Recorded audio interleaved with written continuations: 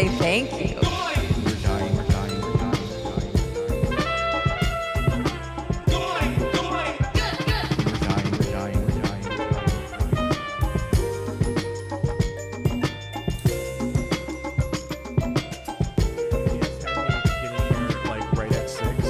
I was like, perfect. I can check in. I can get to the attic.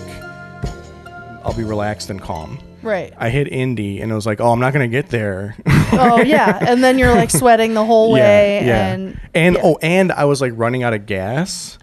And, I love that. And I didn't want to stop as I was entering Indy because like everything's so busy. I'm just like, I'll just get through the city and then get gas on the other side. Yeah. And then just like parking lot. And I'm like, God damn it. So now I'm going to run out of gas. Oh yeah. So sweaty. I hate that. I am like such a gas procrastinator, and my husband and I kind of interchange our vehicles depending on who need, like, sometimes if you have the kids you need the van, so when I go out of town I take his car, so I am constantly leaving him on on both vehicles all the time, and like I know he's like, damn it. But I think he's just accepted it as part of my personality. Oh, I just need to go to the gas station all the time. Yeah. So, but I have screwed myself several times when it comes to comedy. And I'm like, oh, I'll get gas like before I head home. And then I'll realize that I don't have my purse. And then I'm like, oh shit, now I'm going to be stranded. I was headed to rural Illinois like 2 months ago, and I realized I had left myself on E as always. And I'm like, okay, I'm going to have to stop. And I didn't have my purse, and I'm in like full panic. I'm late. And I go running into this gas station and yell, do you use Apple Pay? And they're like, yes. And I was like I wanted to cry. They're like, it's 2025. Like, yes. Where?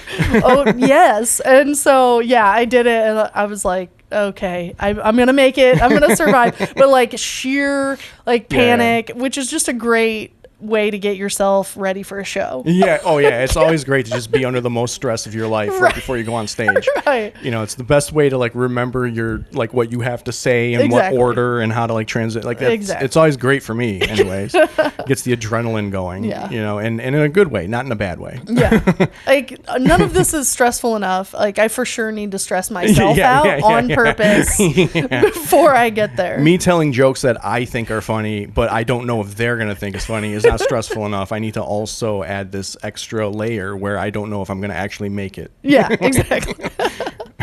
All right. Well, it sounds like you made it. I made it. I got there in time. It was just enough time to get here, check in, change, and then just get back over there. Yeah. Yeah. But yeah. And welcome to the show. Yeah. You may have noticed that Sam is not next to me, but I have a wonderful fill-in, Shanda Sung, Bloomington, Indiana, stand-up comedian, very funny. Welcome to the show. Thanks for having me. Yeah, absolutely. I am in Bloomington. Sam is not. So we're doing the show, and I think you guys are gonna like it. Shanda is one of my favorite comics down here in Bloomington. Yeah, thank you. Yep. Yeah. Yeah, we discovered the hotel no cuck chair. Yeah, no cuck chair. That totally screwed up this whole setup. You can't count on a cuck chair in Bloomington, Indiana. Keep that in mind when you're coming to visit. Well, okay, Bloomington, but the rest of Indiana, I'm like, there's going to be a cuck chair. Yeah. Like, I mean, this is like the liberal hub of Indiana. Yeah, Indianapolis as well. Yeah. But like, you know, so, you know, I would assume sexually at least people in Bloomington would be a little bit more comfortable. So like cuck chair here, sure, it doesn't make sense. But if I'm like in Evanston or something, like there should be like 2 cuck chairs. With a Bible on each of them. Yeah. Open to Leviticus. With a mint. But yeah, we were just talking about how stressful driving can be. Driving to shows in particular. But yeah, like Indy, just all that like traffic, it was just like brick wall. Yeah. Couldn't get through. And I'm starting to like figure out, I drive through Indy a lot. My family's from the northern part of the state. And so it's really about like the time of day that you go.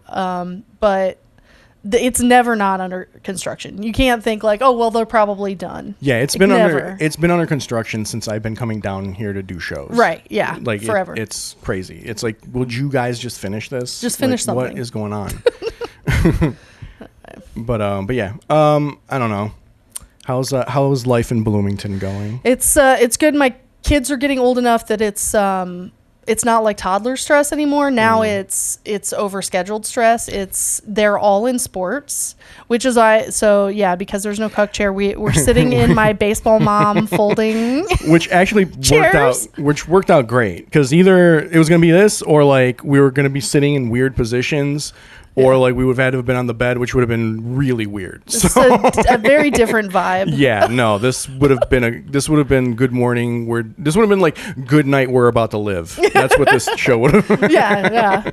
But yeah, so I'm always packing, folding chairs, 15 water bottles. I've got crayons and stuff for siblings. All the van runs deep. I've got stadium chairs, the ones that like fold up and sit on the bleachers, because I can't sit on something without a back. You should have brought you mean like you put them on? You set them on like I thought bleachers. You meant it was like an unfolding like bleacher. Oh, no. I was like, you should have brought that up here. No, just like the bleacher seats. Like you just like hook it onto the bench. Yeah, you hook it onto the bleacher so you don't have to sit with no back. Okay, because all right. That makes sense. It's insane. Like, the more active my kids get, the more sedentary I am. Because I'm gonna go to this event for like 4 hours. Yeah. I need to have something that I can sit in comfortably. It's it's a weird kind of dynamic. Yeah. But I'm very into that. Baseball season is wrapping up, and then we're about to start football season. Okay. And we got Girl Scouts and all of the things. How old are your kids? They are 12, almost 9, and 7. Okay, so it's like Little League, Pee Wee football. Yes, my oldest is in junior high now, he's gonna do 7th grade football this year. Okay, nice. Which is where it starts to get more intense, like like regular practice, more often practicing. But the school sports are nice because they drive them there. There's the team bus. Yeah. It's mom's not the bus. Exactly. Yeah, I don't have to be there at every practice for the whole practice.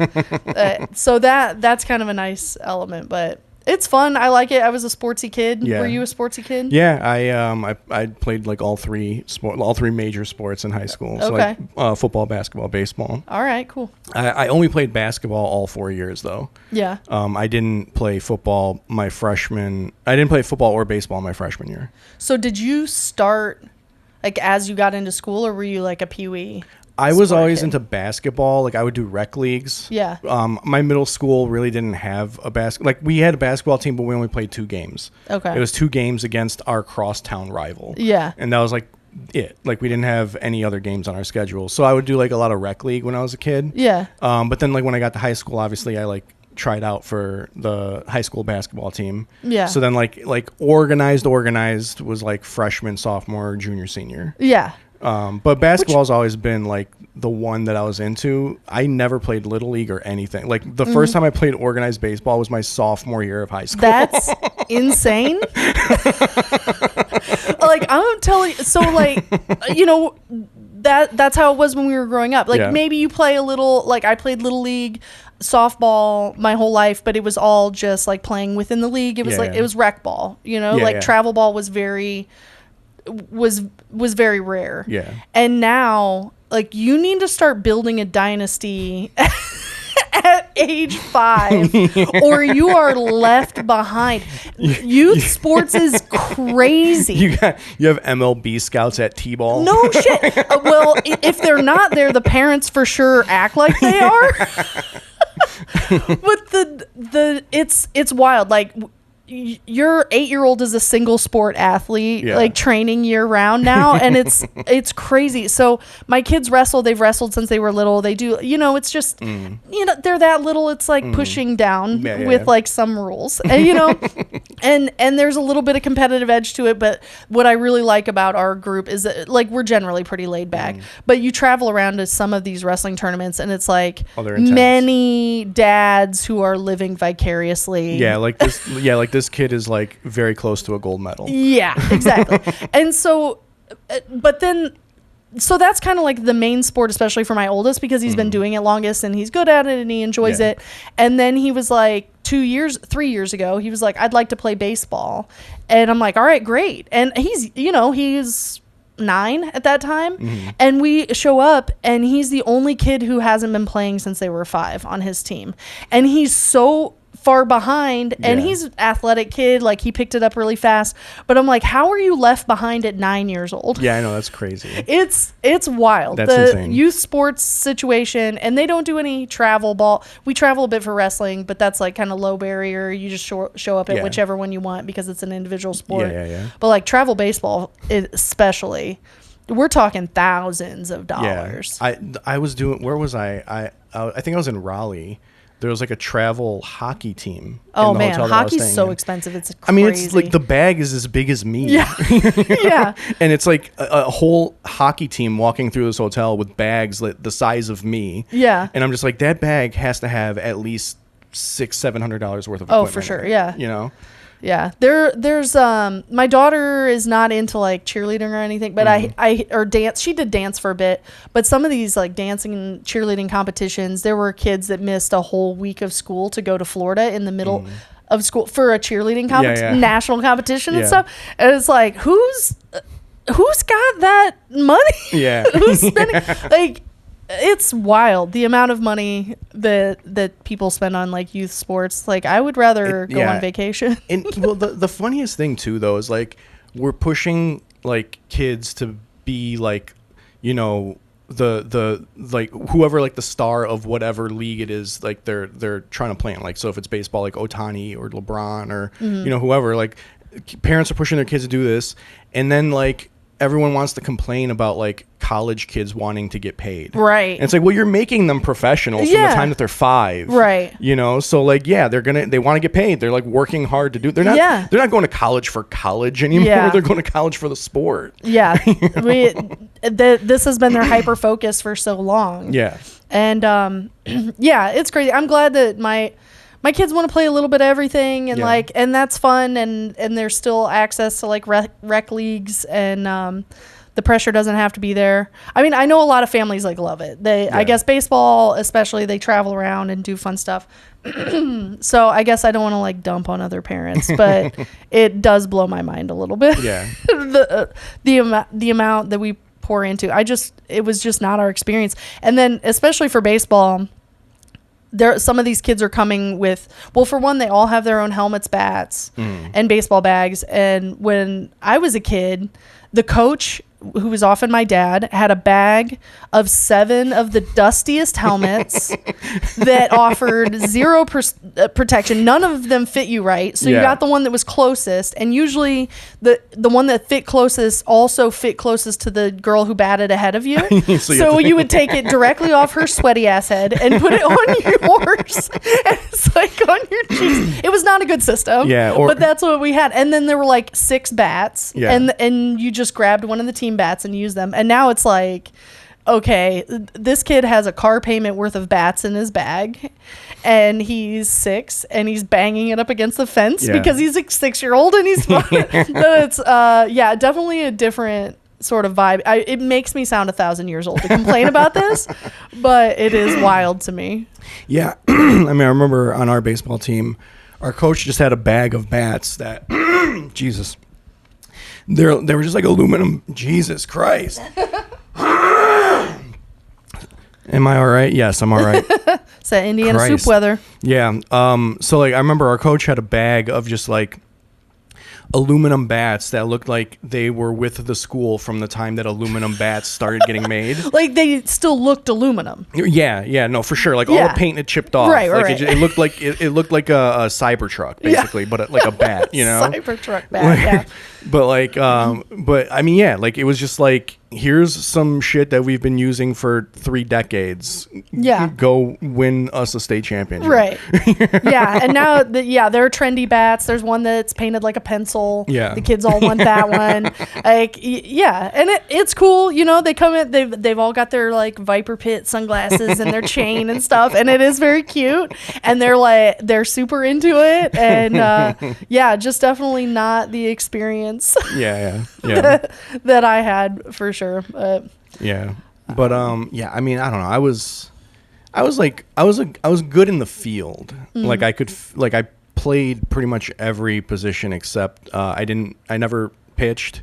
Yeah. And they tried to have me pitch, and it was like not like it was bad. I couldn't throw from the windup. Like, I mean, I could throw just like, I field it and I can just get up and throw it, but like I couldn't like do the whole thing. Yeah. Like I was not even coming close to the strike zone. Like if the strike zone was like maybe 5 feet higher and to the left, I was maybe hitting the strike zone. To go. Yeah. But and then I couldn't like they tried to have me catch at practice once. I just could not. Like I just couldn't track the ball. Yeah. With the bat swing, I was just like. Yeah. I'm a bad. I didn't catch. I'm a bad squatter. I'm like real stiff through the knees and hips, and so I couldn't squat down far enough, and then like my feet would fall asleep, and I'm like, I can't do this. I can just imagine like a Seinfeld episode where they're like teaching Little League. Yeah. And like Jerry really likes a kid to be like as a catcher, and then George is like, bad squatter. Exactly. That's for sure. Bad squatter. Can't squat.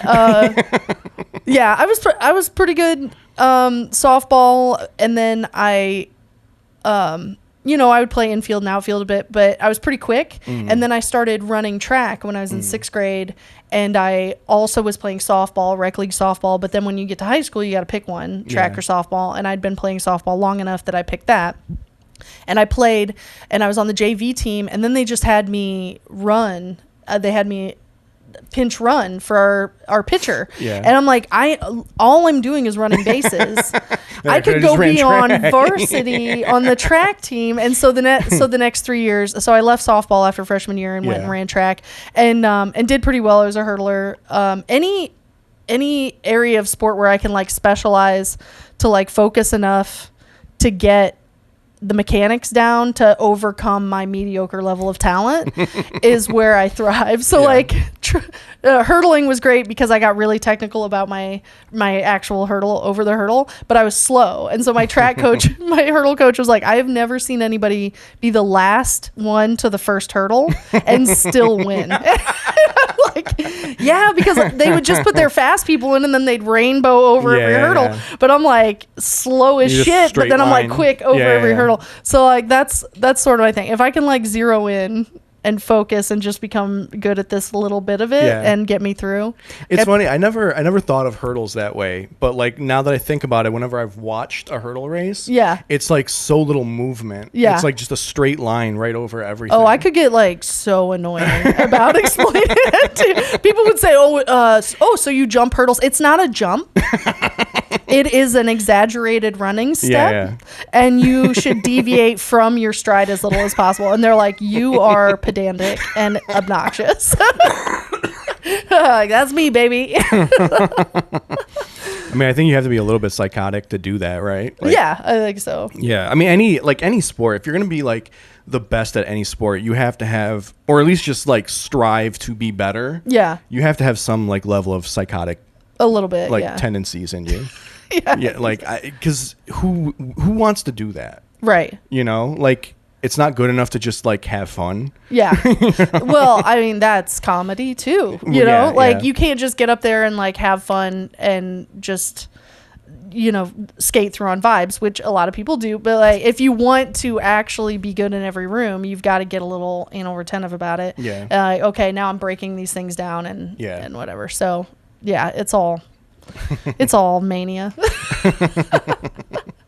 Yeah, well, I mean, I guess the mania is good because we create fun things from the mania and people enjoy them, Yeah. So, yeah, like this podcast. It is insane for me to haul this much equipment through almost an entire state for, a podcast. I mean, we have a few people watching, but like not enough to make it worse.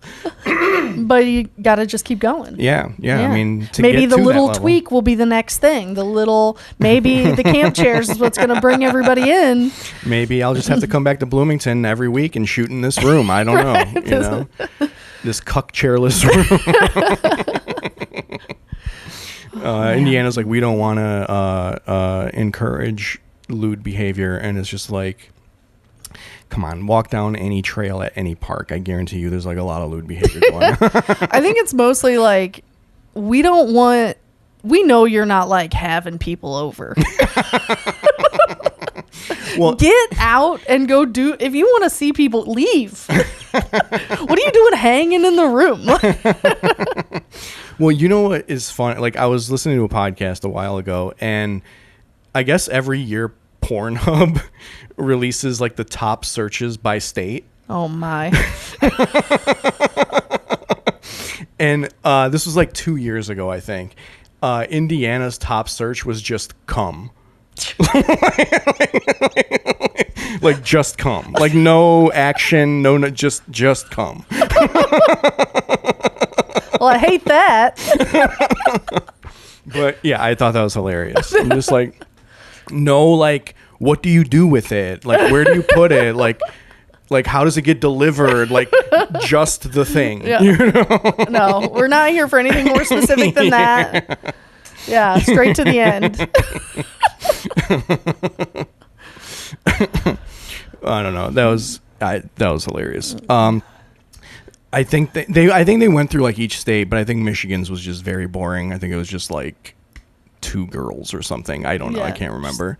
Practical. Yeah. Or not that surprising. Like, we want our basic boilerplate. Yeah. Well, I think here's the thing. I think with a top search of cum, that's like very gender neutral. That could be either gender. That's true.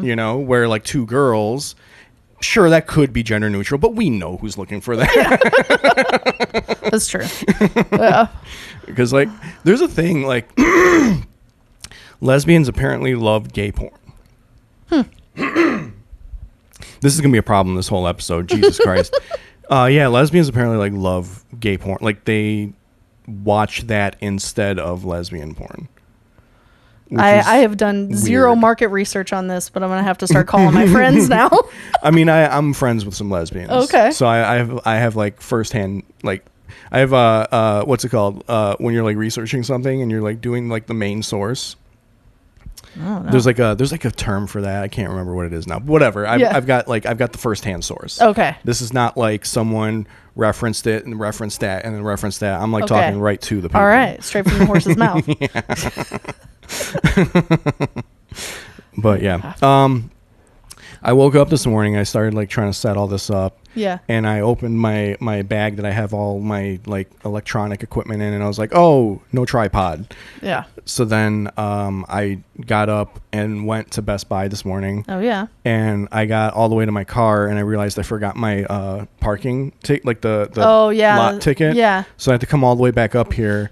And when I came back all the way up here, I was like, oh, you know what? There's a Starbucks in the building. Let me go get some coffee. Yeah. I went down, and it was very confusing, like where it was, because there's the first floor in this building, and then there's the main floor. Yeah. And so like, why wouldn't the first and main floor be the same thing? It's all wonky. And then the first floor is like above the main floor. So like I went down to the main floor because that's where like all the restaurants are, I guess. Mm. And I'm walking through, and I see a sign that has all the restaurants, and it says main floor, and then it has the Starbucks and it says first floor. And I'm like, okay, so I go down, like, because there were like stairs right there. I go down, and I'm like, there's no Starbucks down here. This is a basement.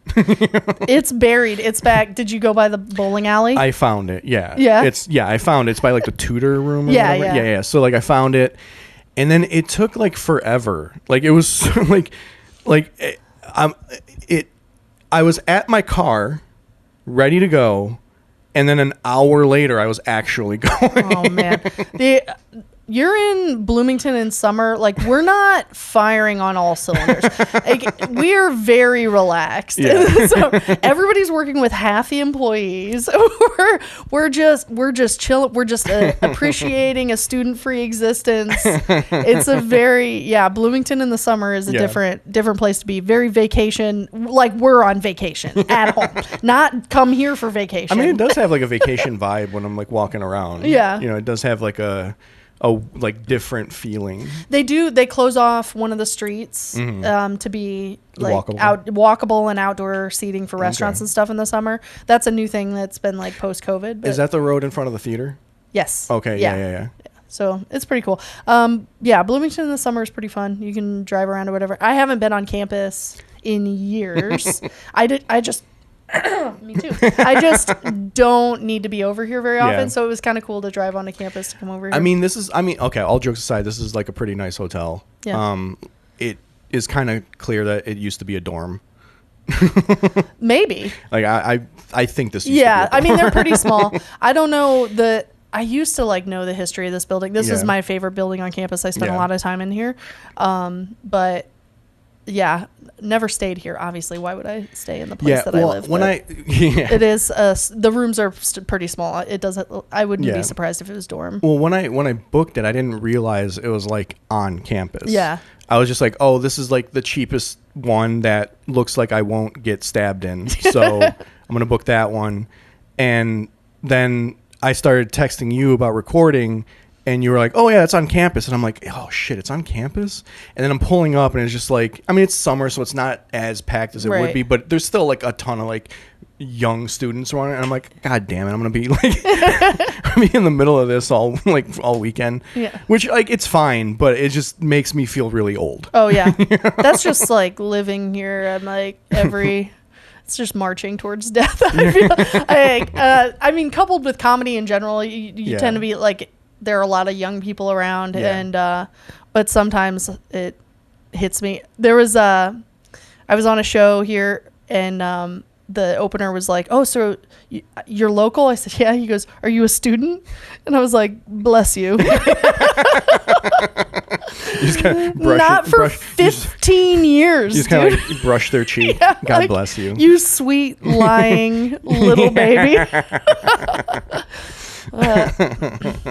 Yeah. But yeah, I don't know. The shows last night were pretty good. Good. They it wasn't like a huge crowd. Yeah. But like they were fun. They were into it. You know, there were people like giving good reactions to like the jokes and stuff. So yeah, it was fun. It was a fun show. Yeah, I haven't had a lot this summer. I did hosting at Limestone Festival, and then I haven't done a lot. My husband went back to nights, which is that makes it tough. Yeah. It should only be temporary. Yeah. But of course it's temporary during the time that my kids and I are home. I work at their school, so I'm also off work right now. So we're just like making a racket all day while he's trying to sleep. So yeah, I've been kind of not doing a whole lot of shows, just sort of managing all of that. And yeah, it's been fun. A lot of pools. Got so sunburned. So, like at this point in my life, I'm a fair-skinned lady. I should know how to not get sunburned. But just the first day at the pool, and so I'm shedding currently. It's very unpleasant. Like, well, that just means you're gonna turn into a beautiful butterfly. Yeah, you know? a beautiful tan. No, it'll be right back to pale.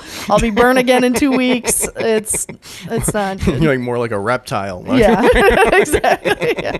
All come back exactly the same. Yeah. But yeah, no, oh damn, I had something to say. I can't remember what it is now. But yeah, I don't know. Shows were okay not okay. They were good. They were good shows. I was leaving and I like forgot my bag, which has like my keys and my wallet in it. Yeah. And so I turned around. I'm like, oh shit. So I'm like trying to rush back before everyone leaves. Yeah. And I didn't catch her name. I think it might be Alex. Is that right? Erica, probably. Maybe Erica. Whoever was shutting down. I didn't get her name, but she was just walking out, and she sees me coming back, and she's like, "Oh, did you forget something?" I'm like, "Yeah, I forgot my bag." She thought I was joking, so she gave me like some sassy response and just kept walking. And I'm like, "Actually, I did forget my bag, and it has my keys and my wallet." And she's like, "Oh, you're not joking? I'm so sorry. I didn't mean." I don't know when to take you seriously. I don't. That's funny. But well, that's good. I'm glad you caught her and were able to go in there. And if I didn't catch her, I was screwed. Oh yeah, because I'm just like my room card is in there, my car keys are in there, my wallet is in there. Yeah. Yeah, I'm no good. I'm constantly leaving my purse everywhere, like I said, when I need it to buy gas. And so like if I didn't have Apple Pay, if I didn't have like automatic bill pay, like, I don't know how, if I was an adult in the 80s, I would have for sure just been asleep outside of my house often, out of gas on the side of the road all the time, like electricity turned off because I forgot to pay it. Like the conveniences, I don't know if it spoiled me. Maybe I would have risen to the occasion of a lesser technology existence, but man, I'm a hot mess right now. If the internet goes down, if we're in the apocalypse, I'm so screwed. Yeah, I mean, I've thought about that a lot, actually. Yeah. And I'm like, I think I'm just gonna have to end it. Like, Yeah. I'm not built for that world. Yeah. You know, like I think I'm just gonna have to end it. Like that's the only option, I think. Yeah, I'm not like leading. Yeah, and plus, like mosquitoes love me. Oh yeah. Like me living outside, I'm just gonna be mosquito bitten all the time. I'm soft. Yeah, like there's just no way I could survive in that world. Yeah. Like Walking Dead, I'd be dead. Yeah. I'd be dead. Oh yeah. You know, I'd be like one of those, like how like when they get out of the city and they're just like roaming the countryside. Yeah. And they like find a house and they're like trying to get into the house, see if there's like supplies or if they can just like crash there for the night. Yeah. And they like get into the house and like they climb in through the window or whatever, and then they turn around and like the camera angle is on them, and when they like turn around they're like, oh, and then the camera turns around, it's just like a guy who ate a shotgun just like sitting in his like favorite chair. That would be me. Like Make sure your pantry is stocked before that for all of the scavengers that come later. I have non-perishables in the closet for them, a bunch of macaroni and cheese and peanut butter. Nice of you. I don't know, I'm a little, well, like we camp a lot, I'm fairly outdoorsy, I'm a little handy, but I'm also like just stressing all the time about nothing. And so I try to like deprogram myself from that. I'm like, oh, I signed up for all this, why am I stressed out about the things that I did? For like all of this is optional. Why? So you go camping a lot? We go camping. We try to go like 2 or 3 times a year. We tent camp, but this year we're only going to get one in because we're just so busy. But yeah, it's fun. You've been doing that since you were a kid, or? Yeah, we did a lot when when I was a kid. We would do like big family ones with aunts and uncles and stuff. And then when my husband and I were dating, when we were still in college, we would go a few times, and it's like so funny to me now, like how little we brought. It was just like a tent, a case of beer, a carton of eggs, and some bacon, and like one little burner thing and one pan. And now it's like we've got everything. We're like just packed to the gills. The top of the minivan's covered in things, but we've got it down pretty well. Like everybody's got cots. Yeah. Like I couldn't do air mattress anymore. So everybody's got cots. Like the kids are good at doing all of that and setting stuff up. And so like screen time, you know, as a parent, you know, like you get guilted a lot about screen time and stuff, which I had a ton as a kid. And like, I'm a capable thinker, I think. Like I'm all right. My brain seems mostly fine. Yeah. And so I try to not like guilt myself about it too much, but really the only way you can do it is just like leave. Yeah. And so, you know, we try to go on vacations, and it's like we do that, and we go camping and whatever. And it's like, okay, if we had 2, 3, 4 days where they had 0, maybe it'll balance when they had like 5.5, 2 days in a row or whatever, you know, I don't know. Yeah. It's just, that's parent math. You know, they say girl math. It's like, well, we ate McDonald's like 4 times this week. But if they have vegetables 3 meals in a row, then they'll be fine. It's a right? cleanse. It's a cleanse. You know, gets everything, gets all the toxins out. You have like a tomato every now and then. Yeah, exactly. I've only been tent camping once. Yeah. It was me and a friend of mine. We went camping with like one of like our neighbors. Which sounds creepy. Yeah. But it wasn't. He was not. Right. He was not a creep.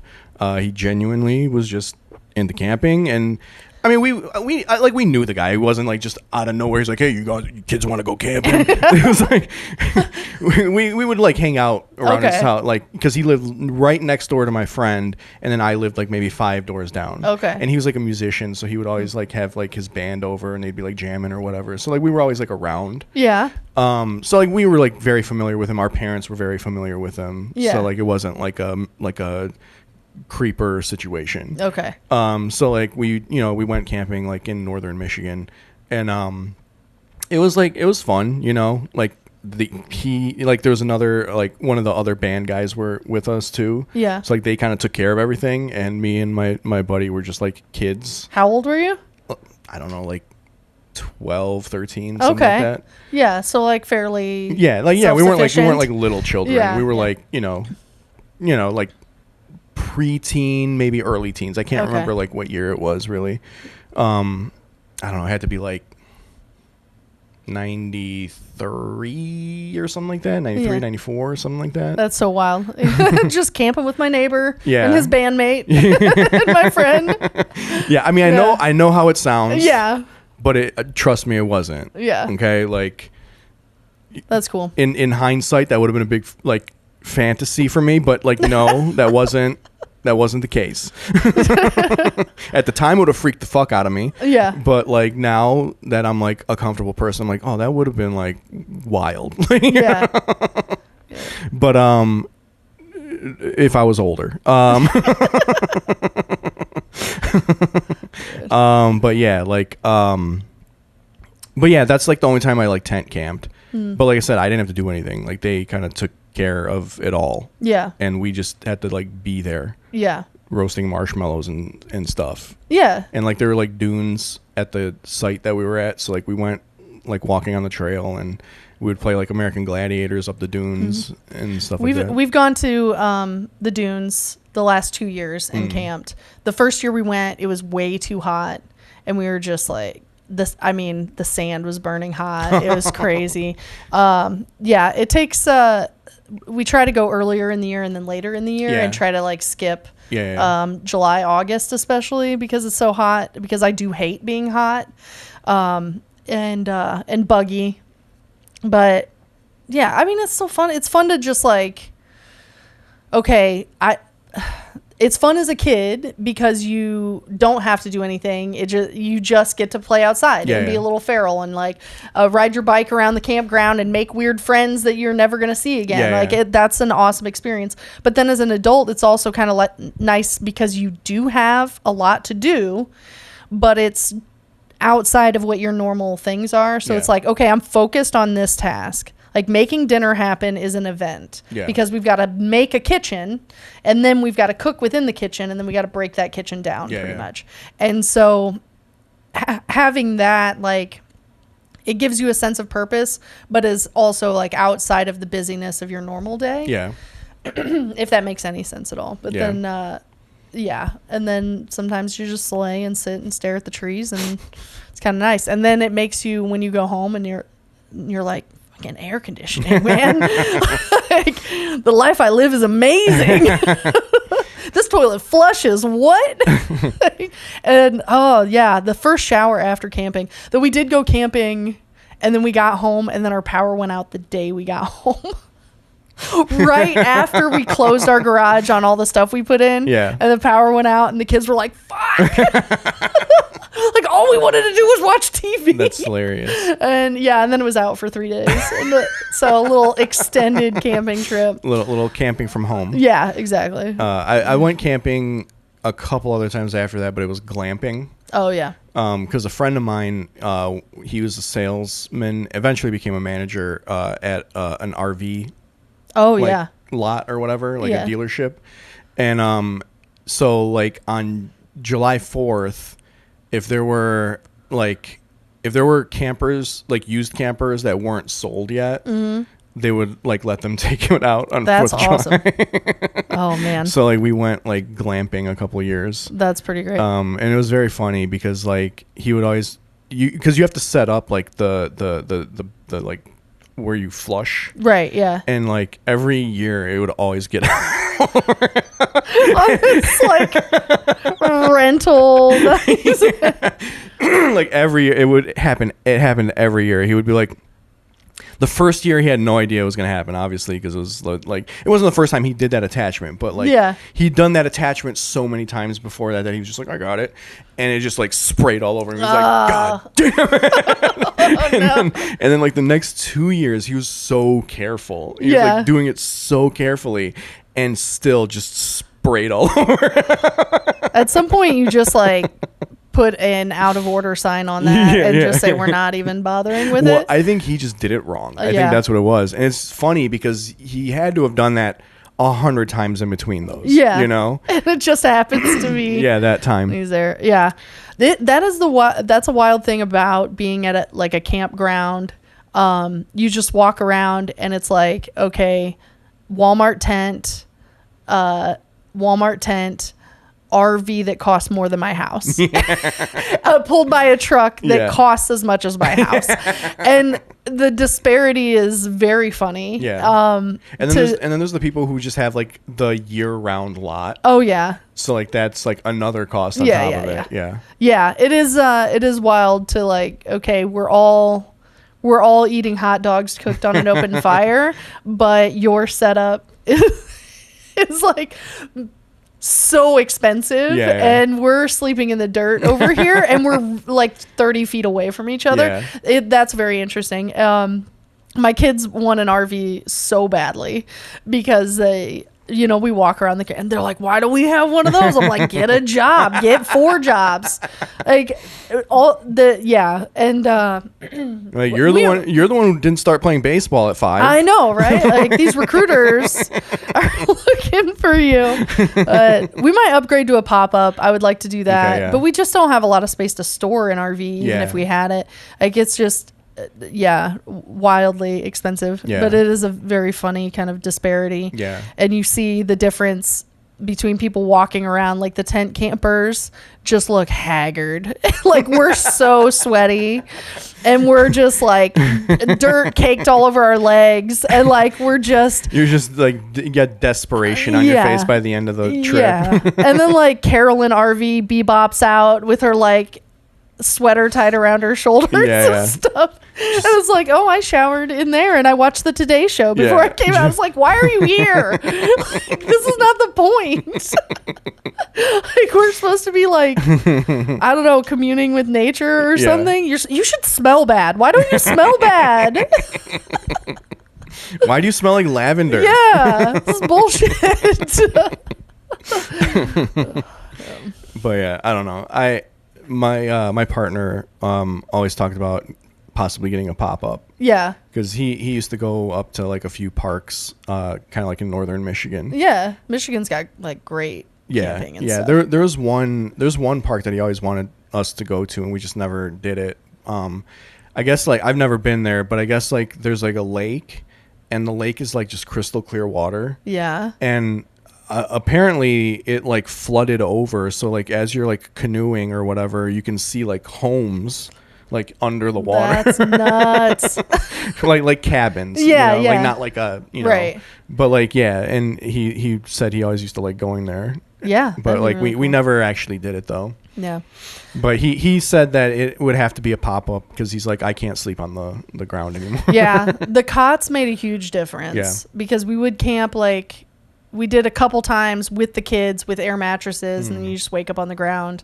But then it was like one of the stimulus checks over the pandemic. We just bought camping equipment with all of it. It was like everybody gets their own cot, and like that changes it. If being able to like sleep properly makes you be able to function.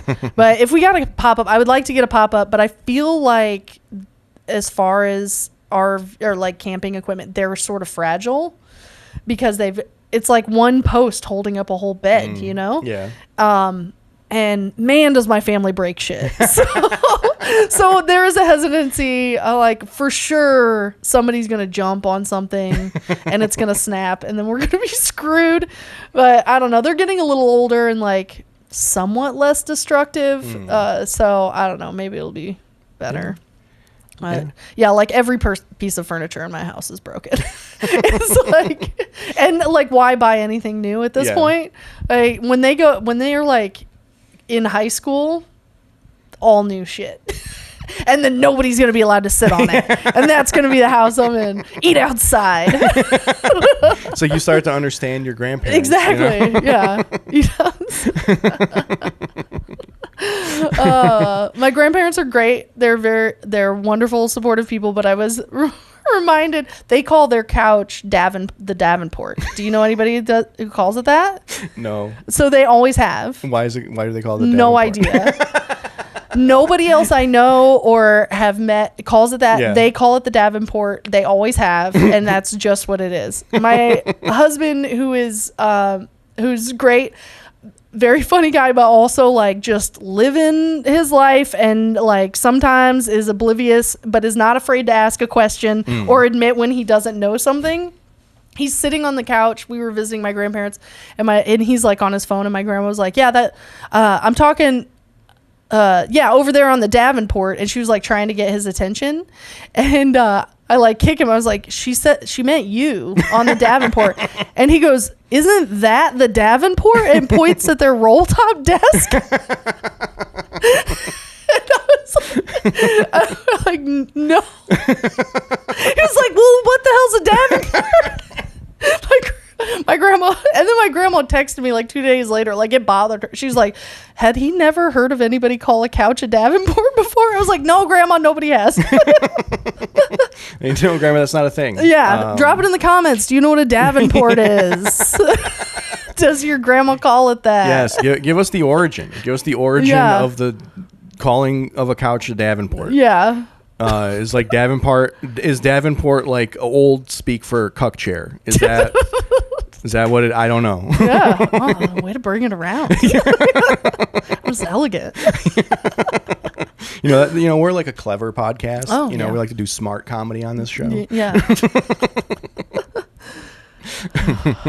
But yeah, that's funny. My grandparents were the plastic on the couch. Oh, grandparents. Yeah. They had plastic on the couch, the love seat, like everything. Yeah. And my family are immigrants, so they don't throw anything away. So that couch, they had it when I was like, there's pictures of it from like before I was born. Yeah. And they had it all the way up until like they sold their house and moved back to the old country for a couple years and then came back. Yeah. And that's like almost 30 years. Yeah. They had the same couch.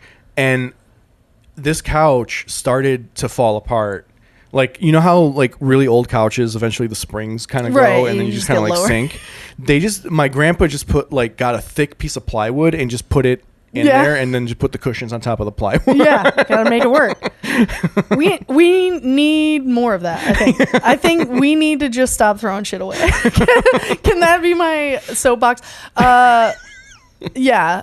My husband and I both like kind of grew up with not a ton of money. And so, but we reacted to it differently as like adults now. He's like, well, because I didn't have it, I want it. And now I'm like, because I didn't have it, I never want to get anything new. And so it works out well because we kind of like talk each other. Like he makes me less cheap and I make him like reel it in a little bit. But, I'm like, oh, this isn't working, and he's like, well, we'll just buy a new one. I'm like, I can fix it. And it turned into like half the stuff around our house have these like half-ass hillbilly fixes that I've made, and then the other half is just like he bought and replaced it.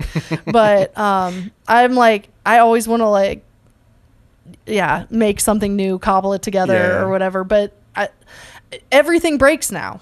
Yeah. Like most of what my lasts. parents had, and my grandparents had, like it would last for that long if you took care of it or made minor repairs. Yeah. Now it's like I'm trying to like repair things together and it's falling apart as I'm putting it back together. It's very frustrating. That's why so many people like look for vintage stuff. Right. Because like it's like 50 years old, but it's going to last another 100. Exactly. But like, it like sucks. Like I've been trying to find things because there are still companies that make things that are gonna last. Yeah. And I try to find that stuff as much as I can because I don't know. I just hit a point like a couple years ago where I'm just like, I am tired of like buying a new thing every year or 2 years. Yeah. So I'm like trying to like find things like even if I have to spend a little bit more money, I'm like, I'll have this for a while though. Yeah. But like, I don't know. I am probably more like your husband. Just replace it. Yeah. I will. My first instinct will be like replace it. Like I'm not fixing stuff. But I had a cousin that was like like he could fix anything. And I remember like I grew up in a town called Hamtramck. It's like like, well, it's where the Independent is. I literally grew up like 4 blocks away from the Independent. And so like that's like kind of like a city. That's like it's like literally in the middle of Detroit. Like it's like a donut hole in the middle of Detroit. And he lived in Detroit, but like right outside of Hamtramck. And so like, you know, me and my mom would go visit or whatever, and he and I would go riding bikes, and he would just be going through the alleys. Like we would just be going through the alleys looking, and he'd be looking for like alarm clocks people are throwing away. And he would like get the alarm clock, and then like I'd see him like 2 weeks later and the alarm clock's working again. That's awesome. And he would fix it just from like other things that he found. Like he would just pull parts from like you know, a toaster or something, and like you know, wire it in or something. Like it was crazy. Like I don't know how because there was no internet back then, so you couldn't just like Google how do you fix an alarm clock. So he just like figured it out. You just get shocked several times until you figure it out. That stuff's crazy, where you can just work it. Like I can fix a lot of things. Okay. But you know, I'm leaning on the internet heavily for that. But like my grandpa can fix anything, and therefore has a lot of stuff, because you've got to have the little piece of the whatever to fix this. That's funny. I remember one time we were riding bikes, and we were cutting through this parking lot, and like he stopped all of a sudden and went over to this car, and like reaches under the car, like by the tire, and like pulls out like a sword, like one of those cane swords, you know? And we're both just like, holy shit. He's like, I thought it was a battery. So we took the cane sword. Why not? Surprisingly, that's not the only time cane swords came into my life. My other cousin, he like his family had a diner. And they bought the diner, and with the diner they got like the rest of like the little mini plaza. It was like maybe 2 other shops like with the diner. And so like they just stayed empty for like a long time. Then he finally just said, I'm going to open a consignment shop. So he opened a consignment shop in one of the spaces in the strip mall there. And I was like just visiting him one time, and it was him and his buddy. They were like partners on it. And his buddy's dad was like hoarder. Like he would just constantly go to like estate sales and whatever, and like just buy shit. And I'm over there, and I'm like just talking to my cousin, and like his buddy comes in, and he like goes back. He's like kind of like flustered, and he goes back behind the counter, and like he picks up like the phone. He calls his dad, and he's like because he was like a union like steward as well, so he would like do a lot of stuff like on like work sites. So he picks up the phone, and I just hear him talking. He's like, Dad, you got to stop taking cane swords to the guys, all right? Like stop giving them cane swords.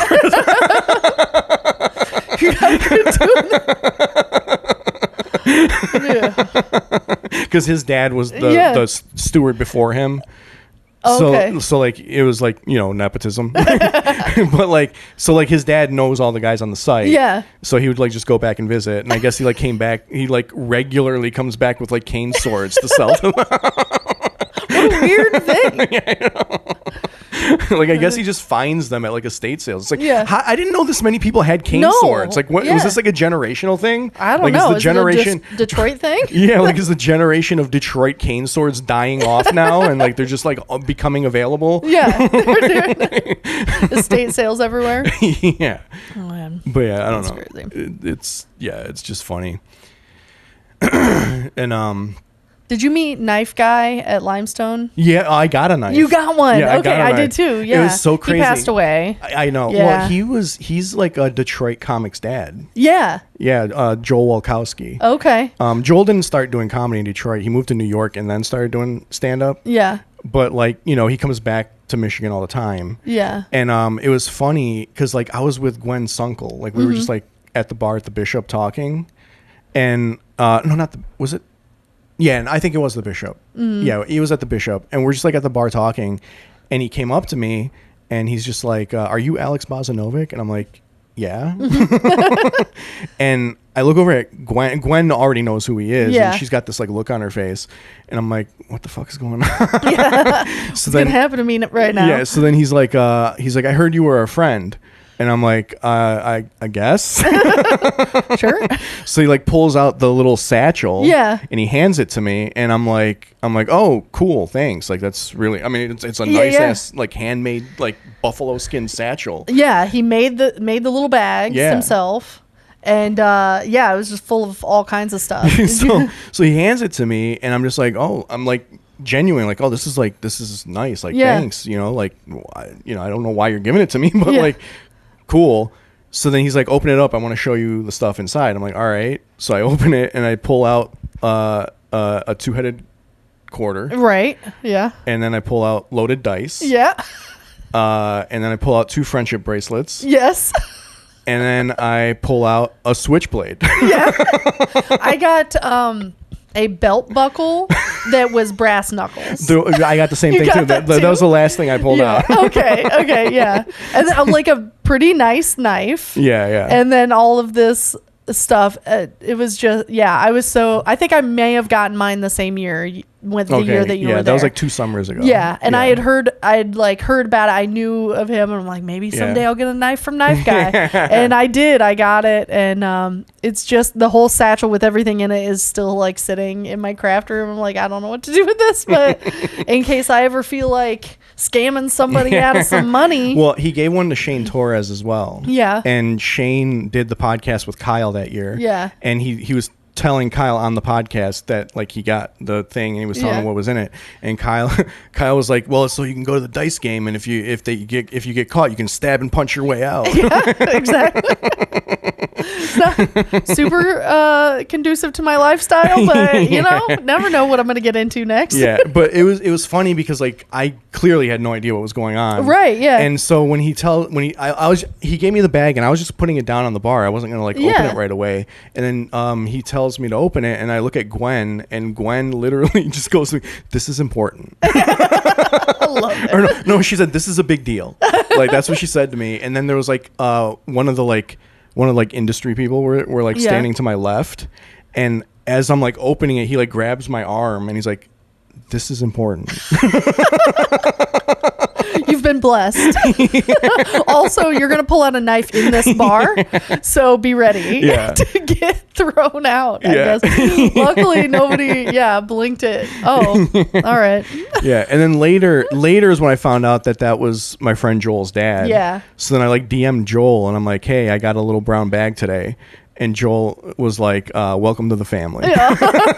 That's cute. Yeah. But yeah, that was a wild experience. Yeah. Yeah, comedy's weird. Yeah. That's not the only weapon I've gotten from someone, oddly. I was doing a show that was a fundraiser for a social group for older people. I think they do like community events or this. I don't know how I ended up there. It was very odd. But this guy came up to me and was like, here, and he gave me like this keychain that had a tiny blade on it.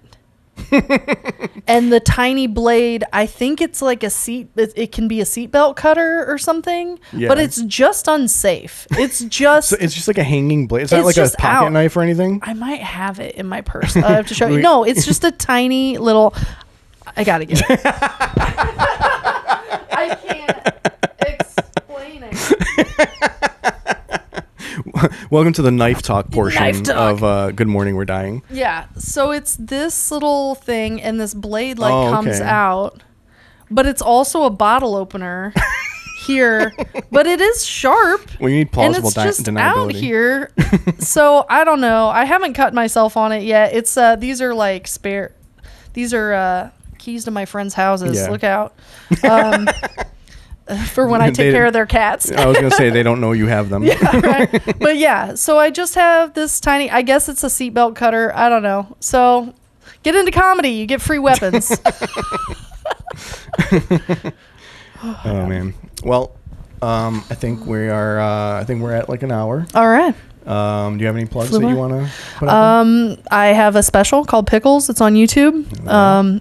just got over 20,000 views, which is weird and has to be bots, right? That many people aren't watching me talk that long. That's crazy. But yeah, and then I'm going to be in Green Bay in July for a punk festival. It's like nice. GBBO. And I'll be promoting that, but you can find me on Instagram, shanda.sung. Nice. Yeah. Hell yeah. I am going to be in Sheboygan, Michigan, I believe on July 17th. Okay. And then I will be featuring for Sean Patton at Mark Ridley's Comedy Castle. God damn it, I wish I had my phone. It's all the way over there. I'm not going to go get it. It's like second to last weekend in July. I think that's like July 23rd, 24th, and 25th. Somewhere around there. It's somewhere around those dates. Whatever the Thursday is around the 23rd, that's when it is. Sounds good. Good enough. Yep. Well, thanks for coming by. Yeah. Thanks for having me. Yep, absolutely. And thank you guys for watching. We will see you later.